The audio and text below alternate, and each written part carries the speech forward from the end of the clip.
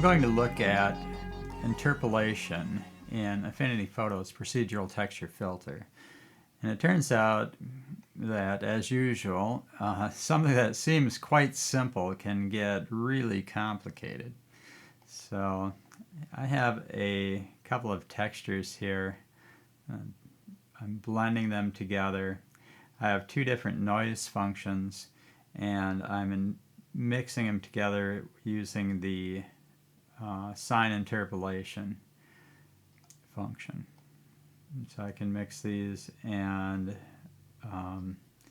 different ways. I can move to different areas here and set these up with different scales of noise and control them in different ways. In this video I'm going to start by doing some sort of manual interpolation. Then I'm going to go over the interpolation functions available in Affinity Photo's procedural texture filter.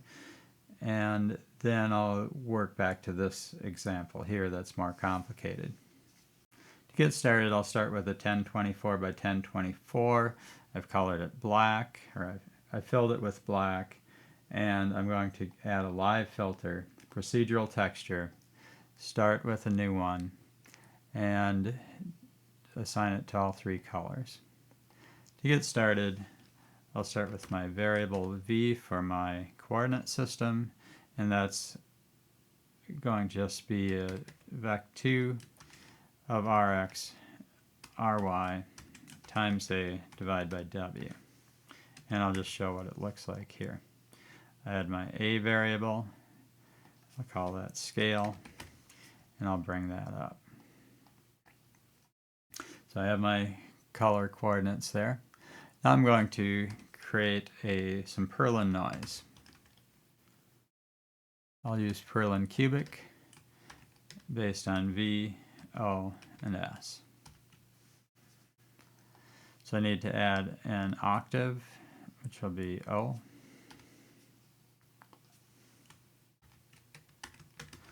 And I need to add a slider for the smoothness function. So I'll bring this up until I don't really see it change anymore, which is quite a ways. So I probably don't need that much. I'll just bring it down to about 8. And slide the slider down until it looks nice and smooth. So there's my Perlin noise. I can increase that. I'm going to set that up as a variable, var. I'll call it n1 equals perlinhcubic, like that, and then just show it. I'll type in n1. So that's showing that. Now I'm going to do a simple value. I'm going to go and I'm going to do a linear interpolation, LERP, between n1 and I'll just go from n1 to 1. So it should go from this pattern to white, and then I'm going to base it on a factor t, which will be a scalar value. So I'm going to put in my t factor down here, t, and that will be my interpolation value.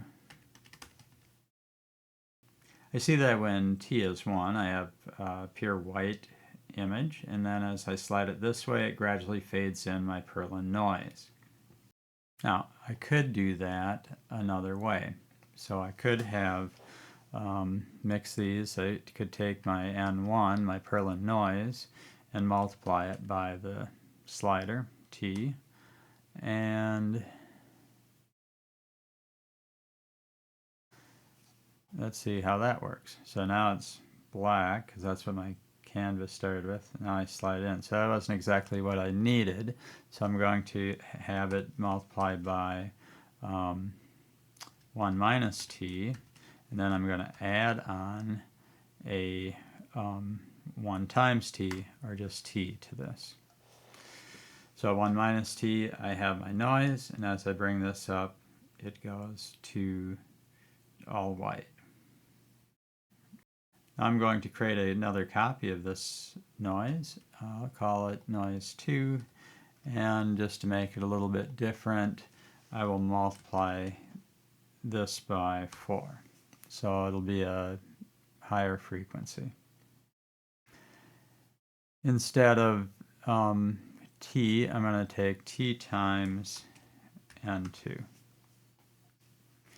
So now when I slide this between these two, I go from one type of noise to the other. And that's fairly easy to do with a little multiplication. I'm going to now go back to my linear interpolation function, lerp n1, comma, n2, comma, t. Like that. It looks the same. There's my high frequency noise, and there's the low frequency noise. These are the interpolation functions available. The first one is linear interpolation. That's what we just looked at. It takes three values, a, b, and t. It will interpolate between those two values in a linear fashion. And it also has another companion function, mix, which is identical to lerp. You can also do S-curve interpolation, sine interpolation, cubic interpolation, and then there's a couple of interpolant functions. Okay. There's a brief description of these. The others are not defined. In particular, this one, the cubic interpolation, takes 4 inputs, and then this one takes an interpolant, but it says CUI, so it has to be some sort of closed unit interval. I'm not going to cover these. These are pretty straightforward. However, there's one interesting thing that makes these much more complex than they seem at first, and that is that this factor can be a pattern. Okay, so that can itself be a texture, and you can use that texture to interpolate between the other two textures. Okay, so that is pretty cool. All right, I'm going to go back to my noise. I've got my two different frequencies of noise here, and I'm just going to mix this one up a little bit so it's not quite so obviously, it doesn't look quite as similar as the other one. So I'm just going to take a OSC sine of this. Actually, I think I'll do an H sine. I'll multiply it by a scaling factor to give it more size, and that will be B. Okay, and then I'm going to take the absolute value of this because it goes positive and negative. So I'm going to absolute it just to keep it all positive. Okay, so that one looks like that. Oh, and just for fun, let's add in an adjustment layer. Let's do the rainbow and go like that. Okay, so that's that one. I can interpolate over to this one. So these are the two values. I can go smoothly between the two. However, the t doesn't just have to be a scalar value. I can make that a pattern.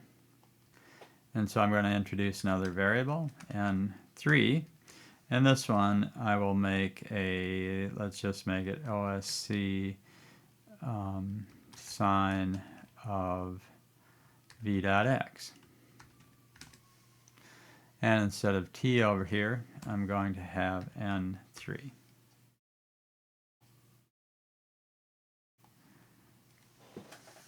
Okay, so now I have a pattern that's fading across the x dimension to between the two other patterns. So those two noise patterns, I'm sort of fading between those two.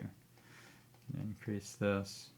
So I'm creating stripes of these other patterns. So this N3 pattern, this interpolating function, could be, anything. I could change that to a Y, fading across the Y.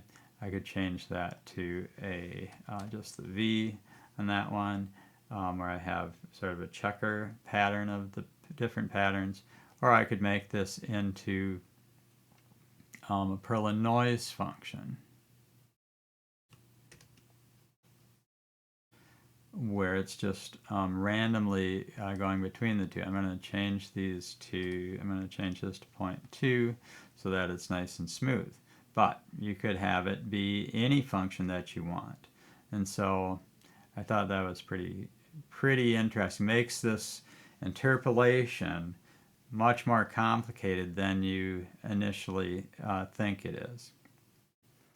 So that's what I have here. I've got two different Perlin noise functions, and then I'm fading between, I'm blending them with another one. So I can bring that up, and this is the blending function, or the interpolating function. Anywhere this is, and it's interpolating between the other two patterns that I've created. Right now they both have the same frequency, but they don't need to be.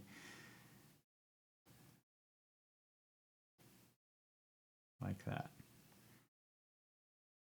Okay, let me know if you have any comments or questions, and thanks for watching.